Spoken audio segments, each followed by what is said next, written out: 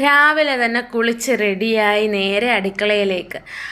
ആദ്യം തന്നെ നമ്മുടെ കടല വെള്ളത്തിലിട്ടിരുന്നു. അത് കഴുകി വൃത്തിയായതിന് ശേഷം നേരെ കുക്കറിനകത്തേക്ക് ഇട്ട് ആവശ്യത്തിന് ഉപ്പും ചേർത്ത് വെള്ളവും ചേർത്ത് നേരെ അടപ്പയിലേക്ക് വെക്കുക. അത് വേവുന്ന സമയം കൊണ്ട് നമുക്ക് അരി അടപ്പയിലിടാനുള്ള പരിപാടി നോക്കാമെന്ന് വിചാരിച്ചു. അങ്ങനെ അരി അടപ്പയിടാനുള്ള എല്ലാം കഴിഞ്ഞതിന് ശേഷം നേരെ കുക്കർ കടല വേവുന്ന സമയമുണ്ട്. ആ സമയം കൊണ്ട് നമുക്ക് നേരെ പോയി പെരക്കാകെല്ലാം ഒന്ന് അടിച്ച് തൂത്ത് വാരിയിടാമെന്ന് വിചാരിച്ചു. തൂത്ത് വാരുകയും ചെയ്യുന്നുണ്ട്, അതിൻ്റെ കൂടെ തന്നെ ഞാനങ്ങ് തുടയ്ക്കുകയും ചെയ്യുന്നുണ്ട്. രാവിലെ ഈ ക്ലീനിങ് അങ്ങ് കഴിഞ്ഞ് കഴിഞ്ഞാൽ എളുപ്പമാവുമല്ലോ. അപ്പോൾ അതുകൊണ്ട് തന്നെ ഞാൻ പെട്ടെന്ന് തന്നെ എല്ലായിടവും ഒന്ന് തൂത്ത് വാരിയിടുന്നുണ്ട്. അതിൻ്റെ കൂടെ തന്നെ ഞാനങ്ങ് തുടച്ചും മാറ്റുന്നുണ്ട്. അപ്പോൾ ഫുള്ള് ക്ലീനിങ് ഒന്നും ഇതിനകത്ത് ഉൾപ്പെടുത്താൻ പറ്റില്ലല്ലോ. അപ്പോൾ അതുകൊണ്ട് ഞാൻ കുറേശ്ശെ ഷോർട്സായിട്ട് കുറേശ്ശെ വീഡിയോസ് ഞാൻ ഇന്നത്തെ എടുത്തിട്ടുള്ളത്. അപ്പോൾ അങ്ങനെ പെട്ടെന്ന് തന്നെ എല്ലാം ഒന്ന് തുടച്ചിട്ടിട്ടുണ്ട്. പെട്ടെന്ന് ഉണങ്ങാൻ വേണ്ടി ഞാൻ ഫാനും ഇട്ട് കൊടുത്തിട്ടുണ്ട്.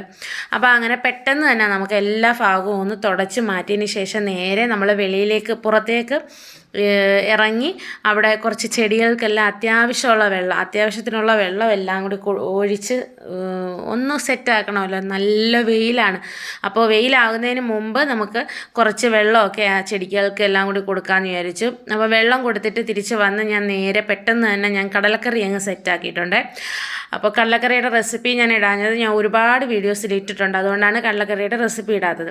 അതിനുശേഷം ഞാൻ അങ്ങ് അപ്പം ചുട്ടെടുത്തു. ഇവിടെ ദോശക്കല്ലിലെ അപ്പം ചുടത്തുള്ളൂ. എൻ്റെ മക്കൾക്ക് ദോശക്കല്ലിൽ അപ്പം ചുടുന്നതാണ് ഇഷ്ടം, മറ്റേ അപ്പം തിന്നത്തില്ല. അപ്പോൾ അതുകൊണ്ട് ഞാൻ പെട്ടെന്ന് തന്നെ ദോശക്കല്ലിൽ അപ്പവും ചുട്ടെടുത്തതിന് ശേഷം അത് ഞങ്ങൾ ഒരുമിച്ചിരുന്ന് കഴിച്ചു. ഇനി നമുക്ക് വോട്ടിടാൻ പോവാം.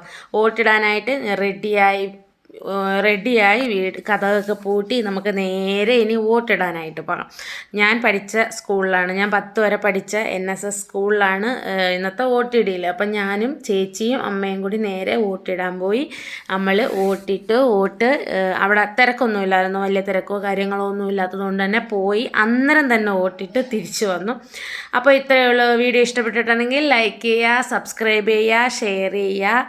പിന്നെ എന്തെങ്കിലും സജഷൻസ് ഉണ്ടെങ്കിൽ കമൻറ്റ് ചെയ്യുക. അപ്പോൾ ഓക്കെ, ബൈ.